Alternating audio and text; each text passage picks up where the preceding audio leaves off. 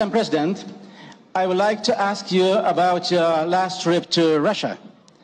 What did you feel when shaking hands with the war criminal Putin from the terrorist regime in Russia?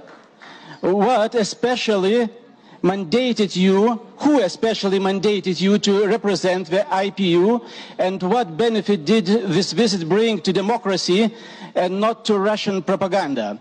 Do you agree that your visit to Russia before visiting victim country Ukraine was a mistake, and do you regret it? Thank you. Lithuania asked specific questions. Who mandated you to visit Russia? Why not Ukraine first? The letters were sent out, dear colleagues. The letters were sent very explicitly. They explained, and if you need copies of those letters because they are not secrets, you can always have copies. Letters were sent to our counterparts in Ukraine. Letters were sent to our counterparts in Russia. My visit was to begin with Ukraine. Ukraine responded the dates that we were ready to visit them. Mr. Zelensky and Mr. Speaker would be in New York for the NATO meeting. Would I have stopped them? No. It would be wise. In any case, I don't have such powers.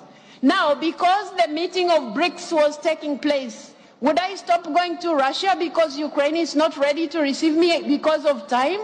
No. Why? Because IPU stands for dialogue. IPU is talking about parliamentary diplomacy. And it is in that context that I did all that I did. And I thought I would be given a little credit for all the efforts that I've done, not to be crucified for things that I have not. You're asking here who mandated me, who mandated the former president who came from the 12 plus to visit Kiev, who mandated him? Please, I think we have to reach a point where I have explained myself several times to you 12 plus, to everybody else who cared to understand. If you have a feeling like I went to Russia without going to Ukraine first, I have told you several times, letters were sent out. I wouldn't turn out my visit to Russia because I'm unable to reach Ukraine. You didn't ask me similar questions when I visited Israel, did you? You didn't ask me similar questions when I visited Palestine, did you? You're not going to ask me similar questions when I visit Sudan. You're not going to ask me similar questions when I visit other places. I think, colleagues, let's have trust. You have elected a president who is supposed to deliver to her mandate.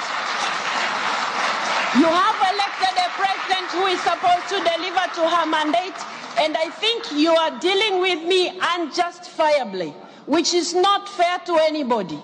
The questions that you have been raising, I have responded them to the best of my knowledge and to the best of my objectivity in all this matter. And you must know, I would not have asked to meet Mr. Putin if it wasn't for Ukraine. My commitment to doing that, and this is not the first place I'm visiting. Why is it that it's looking like I have met this person and therefore the president of IPU has all of a sudden become a monster? Please treat me with dignity the same way I am treating you with dignity.